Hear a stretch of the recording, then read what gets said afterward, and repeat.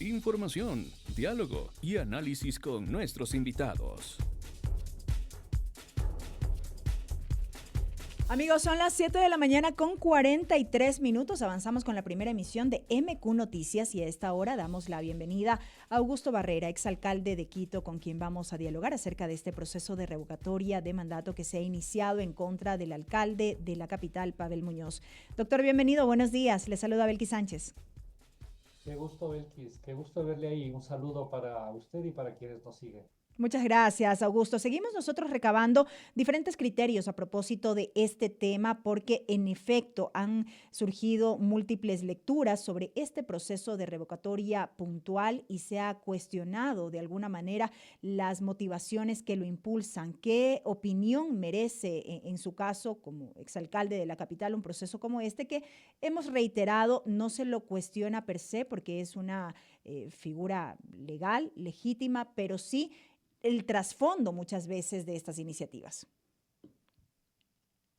Mire, Belkis, sobre el tema he tenido un pronunciamiento y una posición clara en el sentido de señalar que desde el interés de la ciudad, desde la perspectiva de la ciudad, el desarrollo de la ciudad, el bienestar de los quiteños, considero que es eh, absolutamente desventajoso, poco apropiado y va a tener efectos y consecuencias eventualmente negativas. Este es mi punto de vista.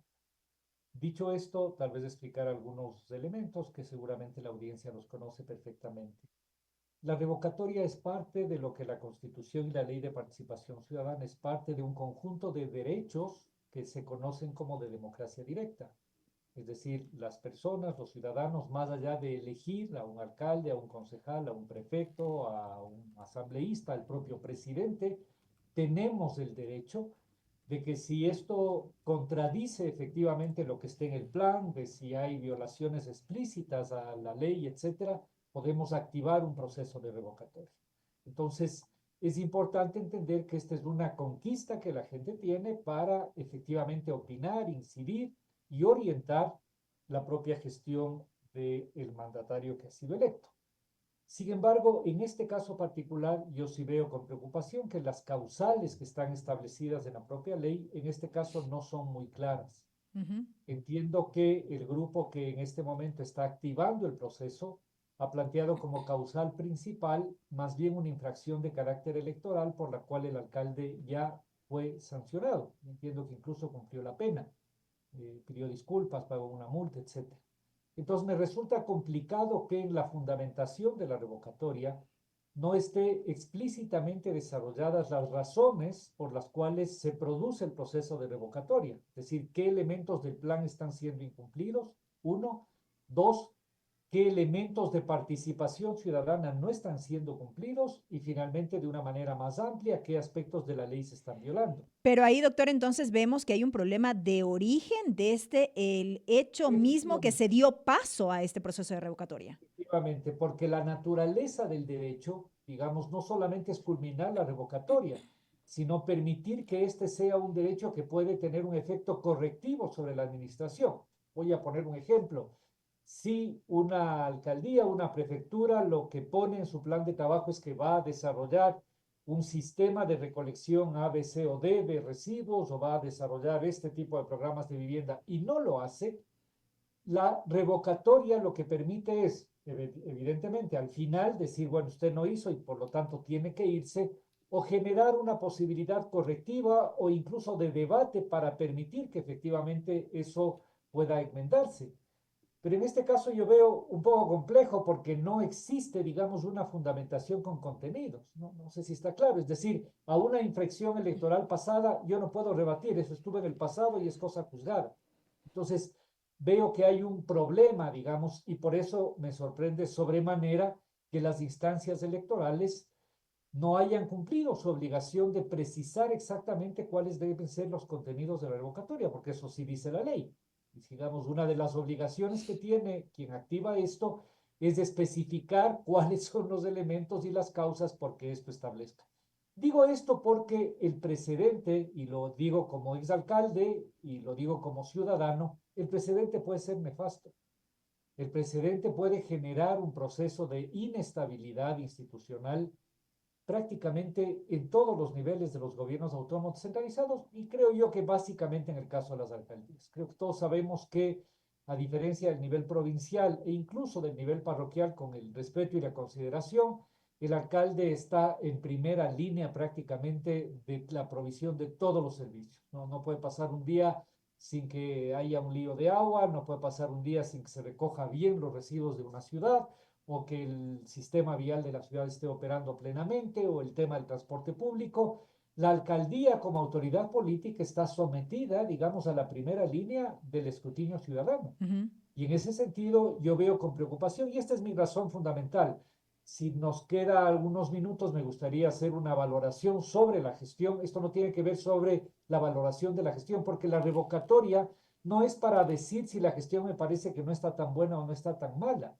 La revocatoria es un derecho que tiene unas orientaciones, digamos, y un marco específico, ¿no es cierto? Así Esto es es. lo que creo yo que debe ser considerado. Es una revocatoria que no está fundamentada, desde mi punto de vista, en elementos relativos a lo que dice la Constitución y la propia ley. Y por Y eso, esto hace muy difícil entonces construir una defensa, ujú. porque, digamos, lo lógico sería que el alcalde, la municipalidad en este momento diga, no, sí estoy cumpliendo el plan de gobierno sobre A, B o C, Pero no es pero lo si que lo en esencia se está cuestionando. claro, no se está cuestionando. Entonces, es una especie de diálogo de sordos, ¿no es cierto? Que además no tiene un efecto correctivo sobre la propia administración. Y el Au- efecto que puede tener es un efecto de un gravísimo problema de estabilidad institucional. Augusto, yo hacía referencia en la presentación de esta entrevista a estos intereses que estarían detrás, estos trasfondos que de alguna manera han sido cuestionados. Y usted, en declaraciones sobre este mismo tema y la postura que ya he expresado, ha manifestado, por ejemplo, que Quito ha sido el escenario más importante donde se ha sembrado odio. Y decía usted, vemos en redes sociales mensajes como voy a votar por la revocatoria por odio a determinado sector político o agrupación política, ligado en este caso a la Revolución Ciudadana. ¿Esto es lo que vemos en efecto detrás de esta intención? Sí, yo creo, digamos, es una hipótesis no solo en relación a este proceso de revocatoria, sino al comportamiento político de la ciudad. Yo creo que en estos últimos 15 años, por su condición de capital, digamos, por ser un escenario tan cercano a la dinámica nacional, ha sido, como yo lo he calificado, como el campo de batalla más importante y más cruel, digamos, de la polarización política. Y permítame decir que esto ha sido de lado y lado. Permítame decir que esto ha sido de lado y lado. Es decir, en este momento yo creo que, digamos, estamos mirando efectivamente hasta dónde puede afectar la polarización. Esto no tiene nada que ver con tener posiciones claras y firmes sobre temas. Esto quiere decir con la descalificación esencial, digamos, de partida de quién puede tener discrepancias o puede ser un adversario político. Y entonces el escenario que tenemos aquí es el escenario de un polo y otro polo, es el escenario de corruptos versus traidores, ¿no es cierto? De fascistas versus correístas, este es el escenario. Uh -huh. Y entonces en un escenario así, es absolutamente imposible hacer un debate racional, digamos, una deliberación adecuada sobre los desafíos de la ciudad. Y en un escenario así, creo yo que se ha ido debilitando profundamente la identidad y la proyección, la fortaleza, el liderazgo político y cultural que debe tener la capital. Es decir, el principal damnificado desde el punto de vista regional de la polarización es sin ninguna duda Quito. Yo lo veo así. Aquí se han destruido prácticamente formas de expresión política. Mire usted una cosa tan simple de ver, las propias candidaturas presidenciales, hace rato no hay candidatura de Quito, los principales mecanismos de recambio, digamos, de los liderazgos políticos fundamentalmente han ocurrido en otras regiones del país. Estos son un conjunto de elementos que yo creo que de alguna manera determinan. Y entonces cuando esa es la polarización y se ejerce un derecho de este tipo, el derecho entra, digamos, a esta maquinaria, a esta especie de trituradora, ¿no es cierto? Entonces uno ve en las redes, yo le defiendo a este contra los fulanos, y yo voy a votar contra este porque es correcto. Y entonces estamos fregados, porque en la mitad de eso está la ciudad, y en la mitad de eso está la posibilidad, insisto yo, de una relativa estabilidad que yo creo que es indispensable para en este momento poder acometer los desafíos que tiene la ciudad. La ciudad tiene graves, enormes problemas. Tiene claramente, veo yo, un proceso penoso, digamos, de retroceso en varias de las cosas. Nosotros éramos un orgullo en los temas de movilidad sostenible. Hoy no tenemos bicicleta pública. Debe ser de las pocas ciudades en el mundo en donde se borraron las ciclovías y desapareció un servicio. Tenemos un problema complejísimo en relación al debilitamiento, al vaciamiento y al deterioro de zonas urbanas centrales, que después de la pandemia entra un periodo terrible, yo diría gravísimo, ¿no es cierto? Lo que vivimos en el centro histórico, en la Mariscal, en el barrio América, es un tema muy grave. Se nos está yendo de las manos el control territorial de algunos de los barrios de la ciudad. Necesitamos completar realmente el sistema integrado de transporte público. No puede ser que tengamos un excelente mecanismo abajo y arriba sigamos en la competencia, en el correteo, en el relajo y no tengamos orden. En fin, tenemos una serie de desafíos enormes cuya resolución requiere estabilidad institucional, liderazgo institucional y unidad de los quiteños para afrontarlo. Lo último, doctor, hablando acerca de esta polarización, venimos hablando de polarización desde hace mucho tiempo para acá, cada vez parecería que se percibe como que se agudiza esta realidad de polarización. ¿Habría visos para salir de esta coyuntura en la que nos encontramos? Yo creo que hay que hacer un gran esfuerzo en términos pedagógicos.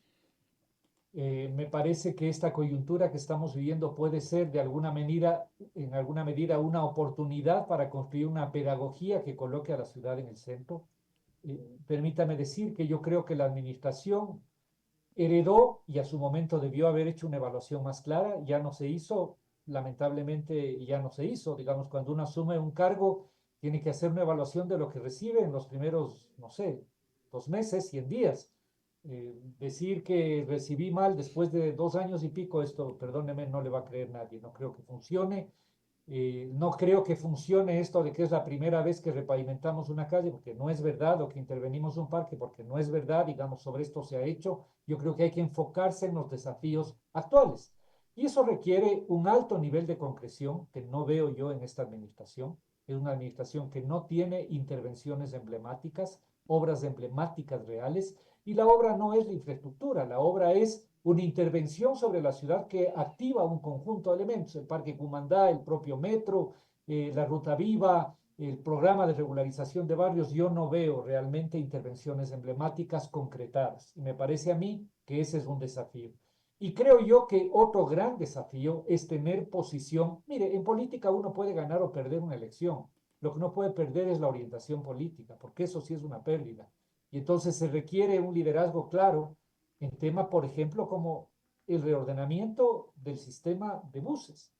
Se requiere una posición clara en la resolución de una serie de conflictos y cuellos de botella de movilidad. Estoy pensando, por ejemplo, en el tema del acceso a los valles de Cumbayá y Tumbaco, que tienen ahí un lío represado durante años prácticamente. Me parece muy bien tener posición firme respecto de esta ocupación grosera del espacio público en relación a los temas de vallas y publicidad. Es decir, Correcto. requiere desafíos claros. Entonces, mi pregunta es, y mi preocupación a la vez, con un proceso de revocatoria como espada de Damocles, digamos, en el cuello, en la cabeza del alcalde y por lo tanto la administración municipal, eso puede terminar debilitando la capacidad de liderazgo y la puesta en orden en algunas cosas. Y por otro lado, puede terminar debilitando las expectativas respecto de procesos que son complejos y largos. Correcto. Escuchaba el tema de la Ruta Viva, ¿cierto? La Ruta Viva, como para moverla a un modelo, digamos, de alianza público-privada, etcétera, es un proceso que requiere tiempo. La propia intervención, por ejemplo, en los sistemas de depuración del Machangar y de aguas servidas son procesos que requieren tiempo. Esa maduración de procesos que requieren tiempo, peor si implican a terceros, como inversores privados o a multilaterales, el momento en que la gente tiene la idea de que el alcalde va a durar hasta octubre o noviembre, todo se paraliza, todo se complica. Entonces yo veo negativo para la ciudad que este tercer año que debería ser de concreciones, la ciudad esté discutiendo lo que estamos discutiendo ahora, ¿no es cierto? No he tenido el gusto de que me haya invitado para otros temas, sí para este. Deberíamos discutir más los temas sustantivos antes que la defensa del proceso de revocatoria. Pues me parece que hay que pasar a la ofensiva, digamos, hay que sostener el liderazgo, dar señales, si hay que hacer cambios en los equipos, hacer, si hay que concretar, concretar, enfrentar una oportunidad, ¿no es cierto?, en este proceso de revocatoria, mostrándole a la ciudadanía la voluntad efectivamente de encarar estos problemas. Doctor, gracias por estos minutos para haber atendido este diálogo. A usted, Belkis, muy amable, gracias. Augusto Barrera, exalcalde de Quito, en diálogo con la primera emisión de MQ Noticias. Amigos.